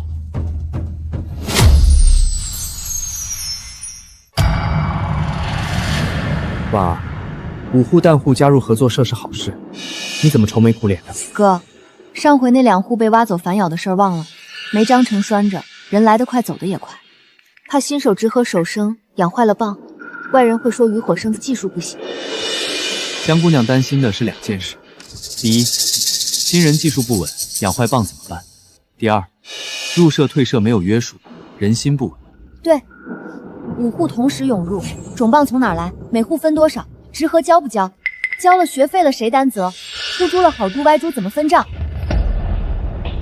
在下在京城见过一些商号的入伙规矩，或许能参考。章程要管饲养，入门门槛、技术考核、收益分配、风险分担。请顾先生细说。第一，入门设试养期，试养1月，蚌活了才算资格。第二，技术考核，每人直河10蚌，出猪过半合格，不达标继续练。那后2条？第三，收益3/7分，7成归户，3成留社做公账。第四，风险共担，天灾病坏公账兜底，个人操作失误自负。试养、考核、分成、共担4条打完，入社有门槛，退社有代价，混日子的自己就劝退了。婉儿，顾先生，这考核会不会太严？万一5户都过不了，不是白忙活？哥，过不了就继续练。入社章程不是为了卡人，是为了保护他们，要不到时候亏钱的也是他们。江姑娘说的对，章程的底线是不能让任何一个入社的人因为合作社的原因倾家荡产。顾先生，章程烦请你来拟，写好了我先看，改完再公布。好，江姑娘。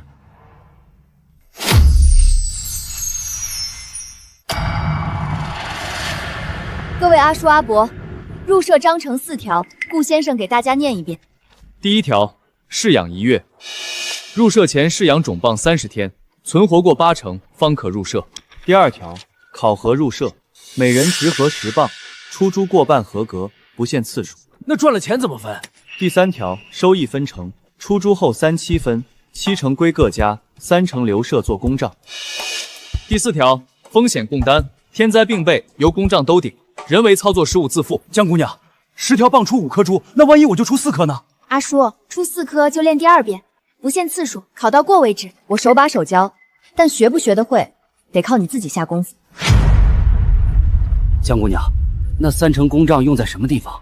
第一，买种蚌，你们入社的种蚌不花钱从公账出。第二，兜底赔损，天灾必坏蚌死了，公账赔你成本。江姑娘这种蚌白给，养死了还赔，这不比严家那套空口白牙实在？你们这几个老家伙问东问西，章程明明白白，入社有门槛，退社有代价，赚了7成装兜里，亏了公账兜着，你们还要怎样？阿公别急，我们就是问清楚。老丁头，问清楚了就签字。老头子，我第一个入社的，从来没后悔过，你们自己掂量。江姑娘，章程我们没意见，什么时候能签？明天同一时间，合作社船上带上你们的户籍手印，签字入社。江姑娘，我们5户想了一宿，都想清楚了。章程都看明白了？看明白了，试养1月，考核入社，3期分成，风险共担，4条，1个字不改。各位叔伯，签了字就不能反悔，中途退社，当年分红扣1半，公账不退还。各位想好？想好了，江姑娘，我们跟着你干，不反悔。婉儿，加上原来4户，我们合作社现在有9户了。老头子入社的时候，国作社才4户，如今翻了倍，平湖最大的蛋户养殖社，咱们浴火生当得起。各位叔伯，章程是规矩，规矩是底线，在底线之上，有我江家一口饭，就少不了大家一口汤。婉儿，你看那边，芦苇丛。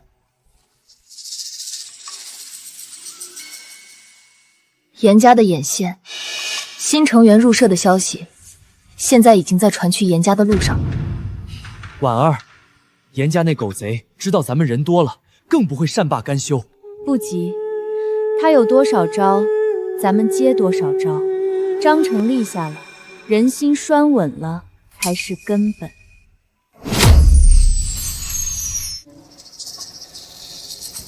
江婉瑜的合作社扩到10户。我在平湖做了3年珍珠生意，被一个丫头片子领着蛋户翻了身。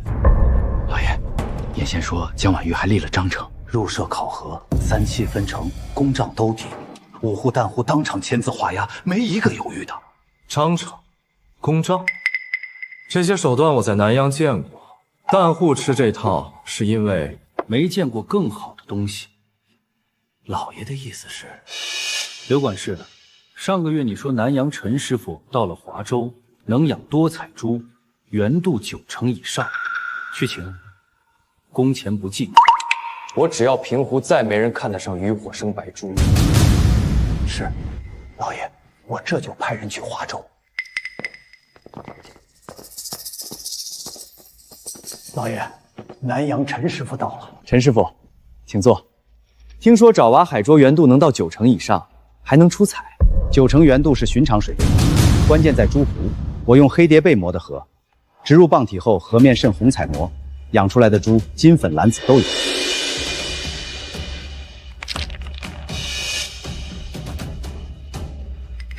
平湖几10年没见过多彩猪。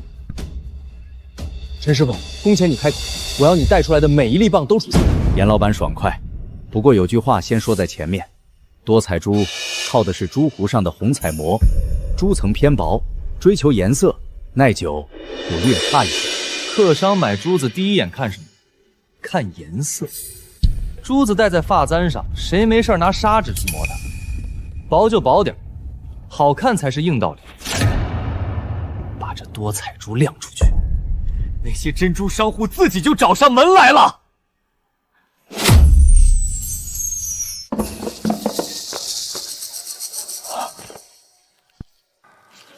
严老板，这珠子颜色怎么养出来的？平湖珍珠素来只有白粉2色，极少出现金珠和黑珠，更不用提彩色的珍珠了。这是南阳师傅的手艺，圆度9成，带彩。京城琉璃厂的珠宝铺子专收这种多彩珠镶发簪。上个月渔晃生的白珠论粒收，1粒主多3两银。这多彩珠送去京城，1粒至少10两起。严老板，这多彩珠产量稳不稳？别拿了样品好，下了账单不出货。第一批出栏200粒，多彩珠占4成。各位要多少？签了单，3个月内交货。我要50粒，定金今天送过来。我要80粒，严老板，之前渔火生比白珠的订单我全退了。老爷，佟掌柜退了渔火生50粒白珠的订单，转头跟咱们签了80粒多彩珠，其他几家也都在渔火生的单子。我要的就是让他们退渔火生的股，生意说到底就是比货，货不如人，章程写的再漂亮也是废纸。听说了没？严家从南阳请了师傅，出的多彩珠1粒抵咱们10粒白珠，咱们渔火生的好多订单都被退了。能没听说吗？我婆娘在集市听了一耳朵，念叨一宿。严家伙计年底双享，合作社那点红利到年底够不够买年货都两说。咱们3个现在直合也熟练了，严家缺熟练手，咱们过去工钱翻倍不说，还能跟南阳师傅学手艺。可是入社前咱们亲口说的，要跟江姑娘干到底。那时候是没有多彩珠，现在严家手里有南阳师傅，有多彩珠技术，有京城客商，合作社拿什么比？咱们明天找江姑娘，把话挑明。她要是能拿得出比多彩珠更好的东西，咱们留下；拿不出，就别怪咱们另寻活路。江姑娘，对不住了，我们3家想退社。理由？江姑娘，严家那边工钱高，还有南阳师傅教手艺，咱们合作社分的那点红利，实在不够养家。不够养家？上个月分账你们每家拿了4两银，比打鱼半年都多，现在说不够养家？明宇兄弟，4两银是不少，可严家伙计1个月工钱就2两，年底还发双饷。我们3户手艺不差，何必窝在合作社吃亏？我张阿公真是看错你们了，当初签字入社的是你们，章程上明明白白写了退社罚1半分红，为了多挣几两银子，脸都不要了。阿公，章程我们认，罚就罚，退社的钱我们从严家工钱里挣。好，按章程，退社扣除当年分红1半，公账的银子当场结清。我江婉瑜不拦人，但你们记住，合作社的门出了，就再敲不开了。江丫头，咱合作社还撑得住吗？婉儿，没关系，你还有我们呢。对啊，婉儿，爹娘都会支持你的，你想做什么尽管去做。爹娘、阿公，放心，他们严家这种雕虫小技还是打不倒我的。婉儿，3家退社你还这么沉得住气？哥，急有什么用？退社的人拦不住，要留下来的人才是我们要保的。哥，你看，这粒多彩珠是我花了5两银从佟掌柜手里劫回来的。婉儿，爹怎么不懂你的意思？江姑娘是想剖析严家的南阳珠。顾先生真聪明。爹，知己知彼，严家多彩珠到底好在哪儿，差在哪儿，我得弄清楚。看不清楚，就没法跟人家打。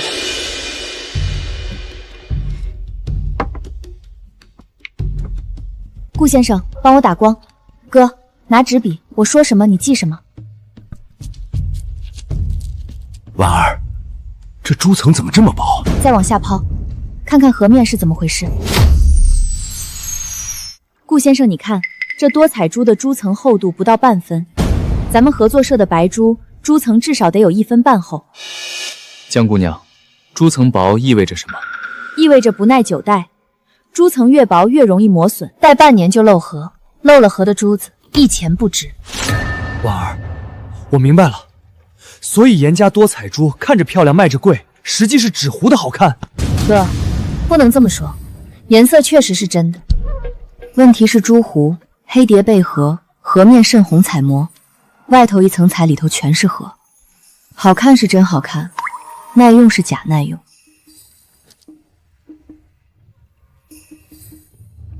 江姑娘，这是严家南阳珠的致命缺陷。但在下有个建议，咱们空口说薄不薄没用，要做对比测试，让客商亲眼看见数据。顾先生的意思是耐磨度对比，用2家的珠同等条件磨，看谁先漏核。江姑娘聪慧。婉儿，咱们明天就找佟掌柜，把这些数据拍在桌上。哥，商人不信纸上的字，只信眼睛看到的。顾先生说的对，要当着客商的面，在桌上磨给他们看。正是。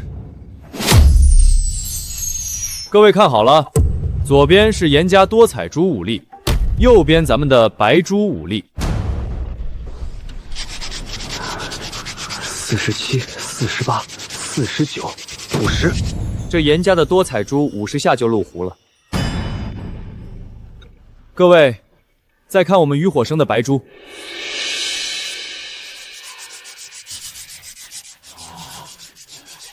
大伙快看，严家多彩珠50下就光屁股，咱们白珠擦100下珠盒还没漏。各位叔伯看明白了吗？严家多彩珠是好东西，但不是耐用的好东西。渔火生的珠不靠颜色取巧，直壶1寸半，珠层长够了才出水。江姑娘，这东西摆在这儿，我们心里有底了。江姑娘放心吧，我们不会跑到严家那边的，我们跟着你干。对。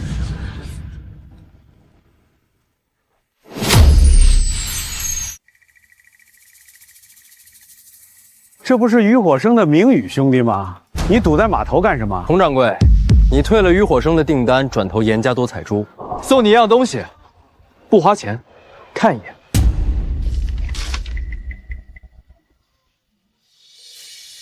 你这册子上写着严家的多彩珠50下就漏壶，真的假的？掌柜若有疑问，请去合作社，当着你的面重做一遍测试。你们费这么大功夫，就为了让我看这个？行，回头我跟其他掌柜也说说。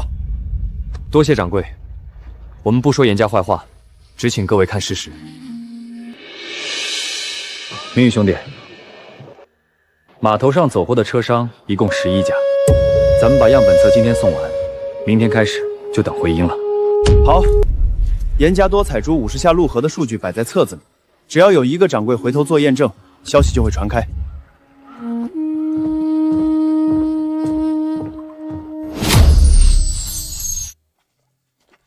婉儿，样本册已经送出去了，客商应该都会回来的，你怎么还在这折腾？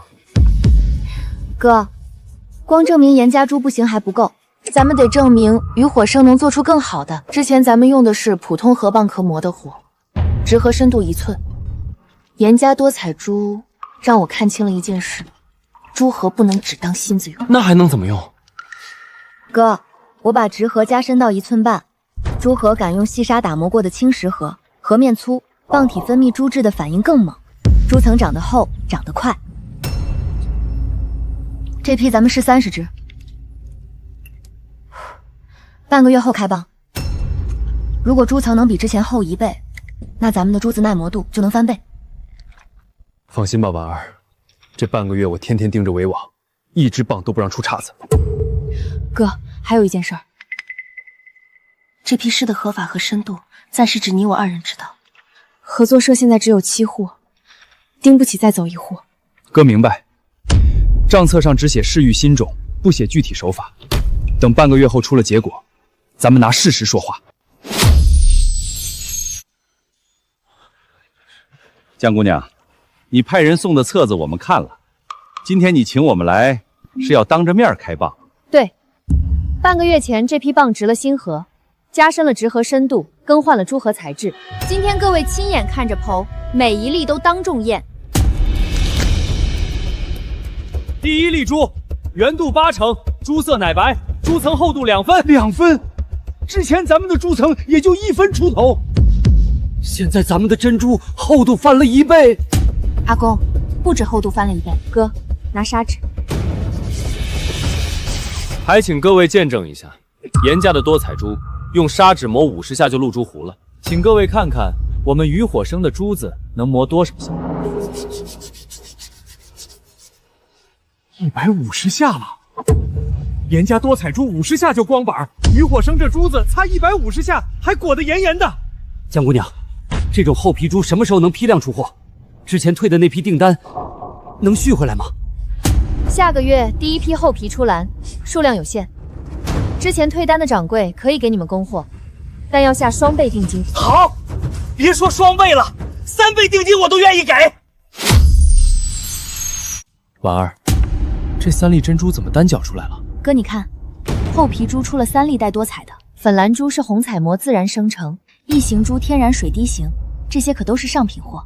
江姑娘，这3粒珠在京城珠宝行里，一粒抵得上寻常白珠100粒。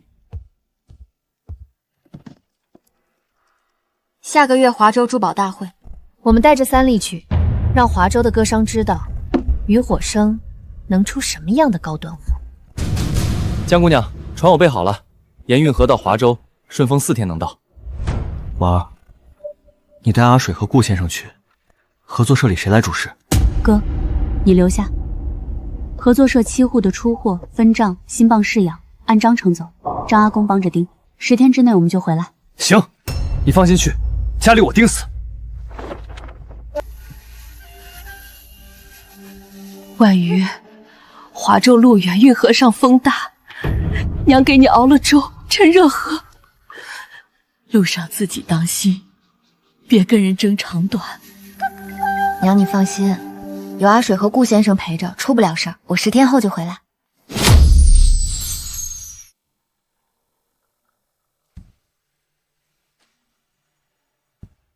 西角那张桌子空了1天了，只摆一只匣子，什么来历？听说是平湖来的。平湖珍珠历来只出白珠和金珠，送进珠宝大会也就是陪衬，南海合浦的货才是主角。姑娘，你这摊子摆了1天不开匣，到底卖不卖？不是不卖，是等光线。华州傍晚酉时3刻，日头斜照进西角，那个光线看珍珠，颜色1分不差。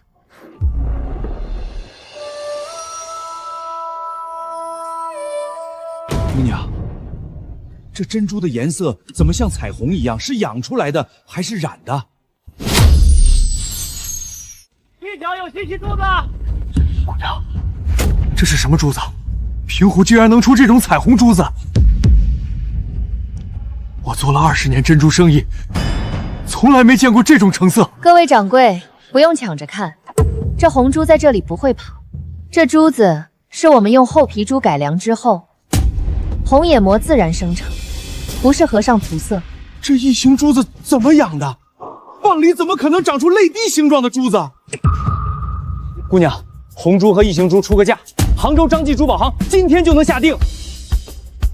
张掌柜，你别抢，姑娘，江宁李记也出价。这3颗珍珠我都要了，你随便开价，我不还价。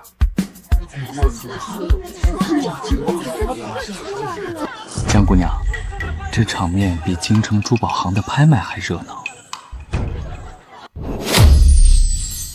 江姑娘，杭州张记厚皮白珠500粒，年底前交货，定金3成，1周之后送到柜上。500粒可以结，但交货时间要推到明年2月。厚皮珠养殖周期比普通白珠长1个月，急不来的。我江宁李记要300粒厚皮白珠，外加红珠和异形珠各20粒。姑娘，你说句准话，带彩的厚皮珠1年能出多少？红珠和异形珠是自然变异，比例不到1成，20粒我能应，多了不敢答应。我江婉瑜做生意，答应了就一定交得出来。江姑娘，我做了20年珍珠生意，头一回见到卖家劝买家少定的。各位掌柜，渔火生合作社现有7户，产量有限，今天签单按先来后到，定金到位为主，交不上货的慢点。江姑娘，我们今天签了16张订单，定金都收了满满1匣子呢。咱们这趟没白来。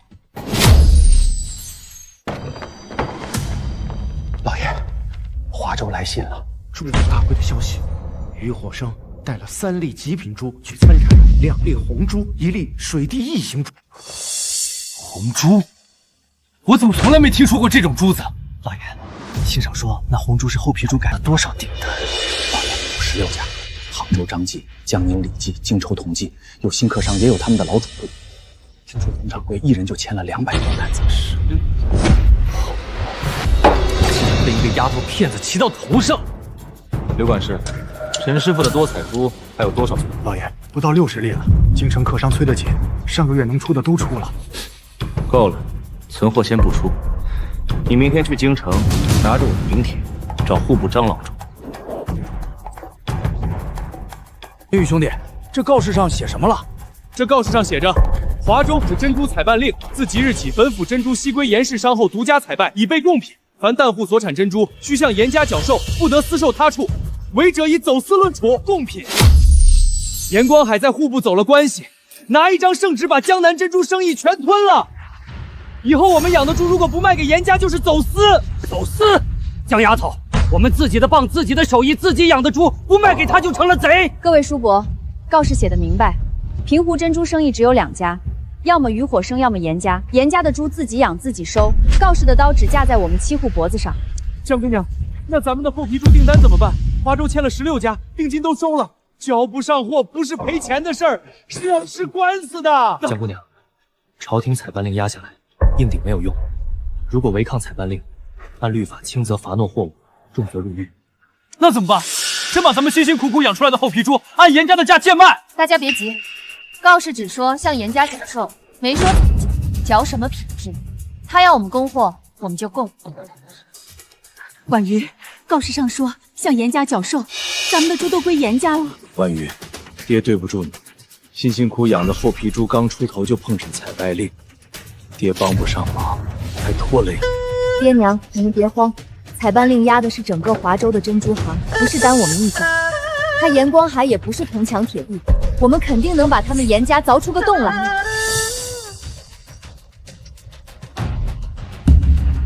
婉儿，你白天在船板上说他要我们供货我们就供，不是真的要向严家低头吧？哥，我问你，严光海为什么动用互不关系压下这张采办令？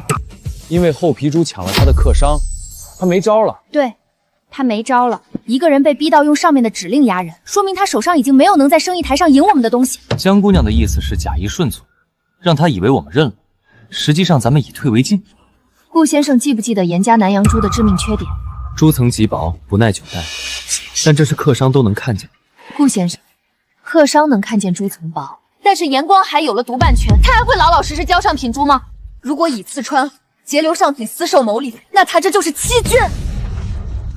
哥，从现在开始，合作社明面上只出普通猪，1颗厚皮猪和红猪都不对外卖，每出1粒猪，每一笔账都要有第3人在场。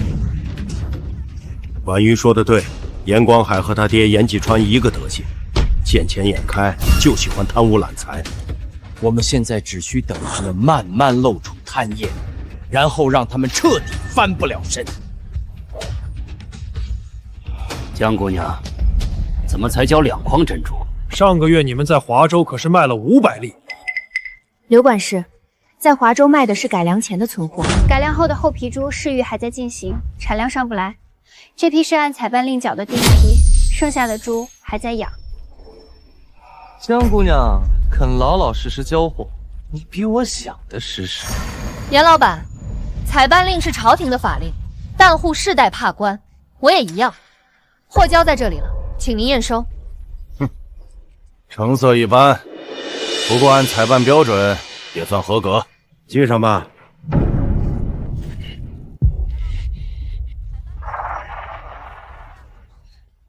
刘管事，你看，这江家一下不就规矩了？采办令一下，旦户再横也横不过官府。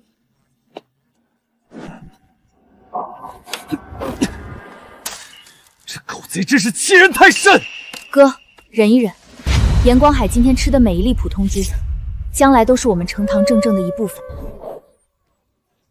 顾先生，我连着盯了3天，严家把所有商户缴纳的上品猪藏在仓库储藏，白天收普通猪充贡品，夜里搬出上品猪装箱上船往京城私卖。阿水兄辛苦了，他们都几时搬货？丑时3克，刘管事带2个伙计搬，严光海不露面。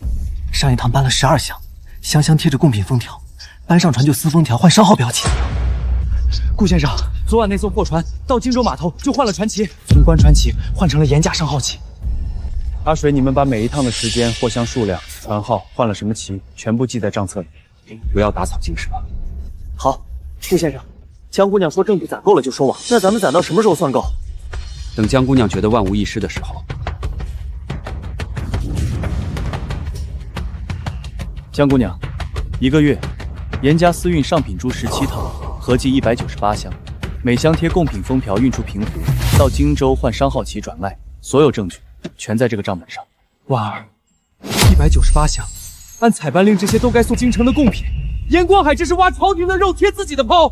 顾先生辛苦了，咱们还差一步，咱们需要1粒贴了贡品封条后被私卖的珠子，我们要用它证明严光海不只是偷运，偷运的更是上品真货。江姑娘已经安排了，上次出货阿水混进搬运短工里，从箱中取1粒做了暗器，珠盒上刻一个鱼字，肉眼看不见，对光才有。那还等什么？账册加珠子，咱们找拿去府衙。哥，不找府衙，府衙压不住户部的关系，我们要等一个能直接递到更高处的人。婉儿，当年码头上有一条老规矩，跟官府斗，证据要攒到能让对方一次翻不了身。你现在手里有账册，有人证，还差一个时机。爹说的对，秋后贡品大船北上，一次运量最大，那就是最好的时机。爹、哥、穆先生，咱们的证据还要再攒，等秋后贡品大船北上，那是把严家推倒的好时机。江姑娘，消息准了，严家秋后贡船今日午时从平湖码头起锚，沿运河北上，3日后到荆州。顾先生，时机到了，你带着账册和暗记之子，立刻动身去布政司，走陆路比供船快1天。明白，江姑娘。布政司邓大人当年在京中与严继川有过节，这状递给他，比递巡抚衙门更管用。婉儿，布政司在京中来回至少5天，万一邓大人不信，哥，198箱贡品私运记录，加上1粒暗刻上品珠，咱们证据链是完整的。邓大人不信账册，总得信珠子。江姑娘放心，3天之内，布政司的查封文书一定到荆州。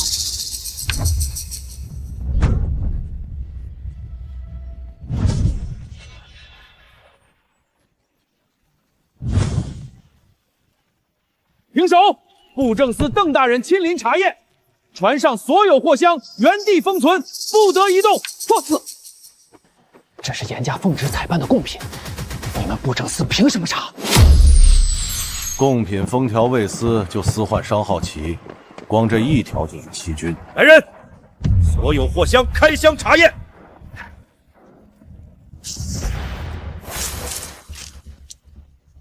大人，这箱子里全部都是商品珍珠，有的珠子上还刻着鱼字。你们可真是好大的胆子，敢偷换朝廷贡品！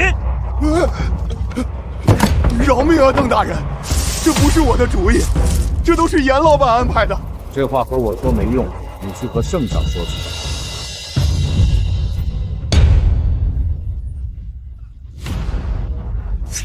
江姑娘，圣旨下来了，严家倒了。阿水，你说的是真的？江叔，是真的。皇上因为严氏商号以次充好，私劫贡品，罪证确凿，把严志川革去了首辅衔，还把他们全家发配到西域了。婉儿，当年严志川一封折子诬陷爹，让我们全家发配到这里。如今爹这口总算出了。婉儿，严家倒了，咱们和哥哥的珍珠再也不用贱卖给他了。爹，娘，严金川倒了，冤案还没翻，等朝廷派人接手采办，我要把当年那道诬陷折子翻出来，还你一个公道。婉玉，爹这把年纪了，翻不翻案不要紧，你把这个家，把合作社撑到今天，爹就是现在闭眼也值了。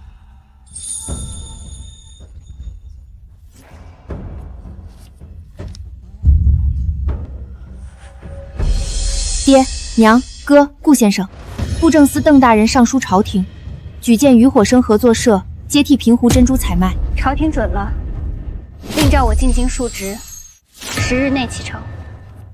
婉儿，接替采办，以后华州珍珠贡品是我们来供。婉儿，京城那么远，你一个姑娘家一个人去述职，娘不放心。万一朝堂上有人为难你怎么办？苏夫人不必担心，我可以同江姑娘一同前去，护江姑娘安全。江姑娘，我和你一起去。夫人，没事。婉儿，你有采办令护身邓大人举荐，说话滴水不漏，就不会有事。那好吧。爹，这次进京述职不是唯一的目的。当年严继川诬陷你的那道折子，我要当面呈给皇上。好，婉儿长大了，能为爹撑腰了。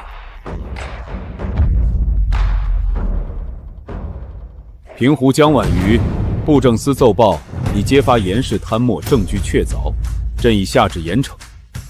珍珠采办一事，你有何见解？陛下，平湖珍珠以母贝入盒，半月成珠，贡品就分3等，担户按章程分账。分等而治，章程分账，好，比严家独斩更稳妥。朕准了。陛下，民女还有一状，想请陛下讨个公道。3年前，严继川陷害民女的父亲江正元，民女的父亲被冤枉了3年，现请陛下重审此案，还民女父亲的公正。陛下，严家在江家被流放平湖时处处刁难，想来也是做贼心虚，还请陛下明察当年冤案，还江家一个公道。这不是朕的老师吗？你怎么在这儿？江姑娘，不好意思，瞒你到现在，我其实是圣上的学师。天啊，我的身边竟然有隐藏大佬！陛下，江正言一案，臣有印象。当年严逆川弹劾的折子，至今押在刑部，卷宗未封。江婉瑜已揭发严氏贪墨在前，为父申冤在后，朕今日准你所起，着刑部3日内重审江正言案。退下吧。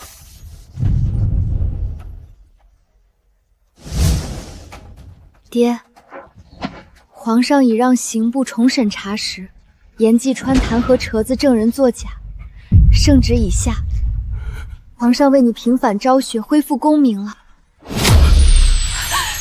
老爷，我们终于等到这一天了。婉儿，没想到是你替爹翻了案，爹对不住你，让你扛这个家这么多年。爹，我们是一家人，没有你就没有我，就没有于火生。江伯父，吏部随圣旨附了起复文书，请您回京复旨。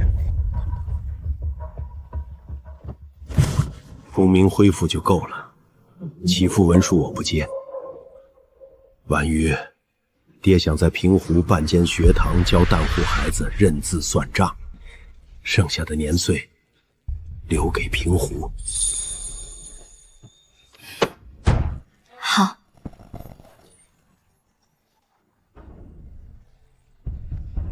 今天合作社3喜临门，江姑娘接替采办，江老爹喜冤昭明，珍珠远烧华州。这碗酒敬江家，敬江姑娘。还有一些你不知道的，顾先生原来是当今圣上的学师。圣上的老师在咱们合作社记账，真是想不到这顾先生这么厉害，可不是吗？我能见皇上一面都要烧高香了，顾先生竟然还教皇上念书。阿公，在下不过是认得几个字，恰好教过圣上2年书，在平湖，我就是于火生的账班。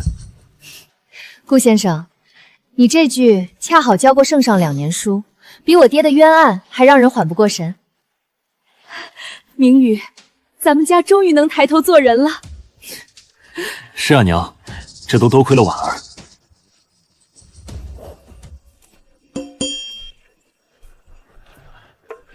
江姑娘，上次苏州珠宝大会，你说产能跟不上，现在合作社扩到12户，珍珠集市开在码头，比华州场面还大。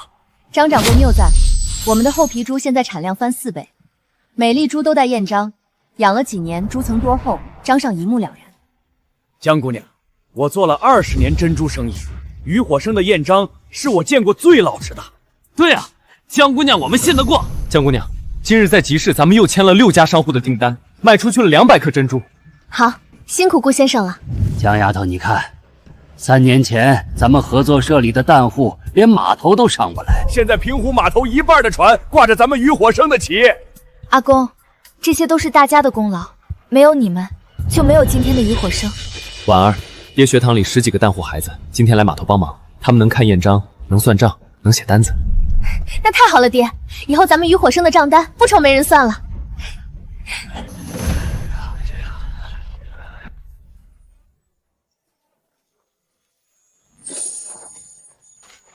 江姑娘，今年最后一季合约签完了，12户全年出货3000多粒。多谢你了，顾先生。如果没有你在旁边记每一笔账，算每一次合，仅靠我一个人撑不到今天。江姑娘，当初隐瞒身份并非有意欺瞒，在下只想以寻常人身份留在平湖，不曾想一留就是2年。顾先生，你一个帝师在我合作社记了3年账，这3年我给你开的工存，是不是给少了？江姑娘要是觉得在下亏，往后的工钱可以不发，在下留下来，也本不是为了工钱。那顾先生为了什么？为了让人为人，而非任人踩踏的蝼蚁。顾先生果然如婉瑜所想，是一个正义之人，婉瑜佩服。江姑娘，彼此，你才是顾某的榜样，不语大言，只做为民谋福之事。婉儿，顾先生回家吃饭了。好。明宇啊，2年前你妹妹在船板上拿出一本簿子，说要立章程，谁能想到今天全湖蛋户都在按章程养猪。阿公，明年合作社还要再扩6户，到那时候，平湖300户蛋户就能家家养猪，户户入社，再也不用吃饭发愁了。老爷，婉瑜说今晚全湖蛋户在码头办渔火宴，你是学堂山长，得上去说2句。那我就说，有婉儿这个女儿，是我此生最大的荣幸。好，顾先生，你看如今的平湖和当初有什么不同？如今的平湖是真正的风平浪静，蛋户也能安居乐业。这就是我当初建立渔火生合作社的目的。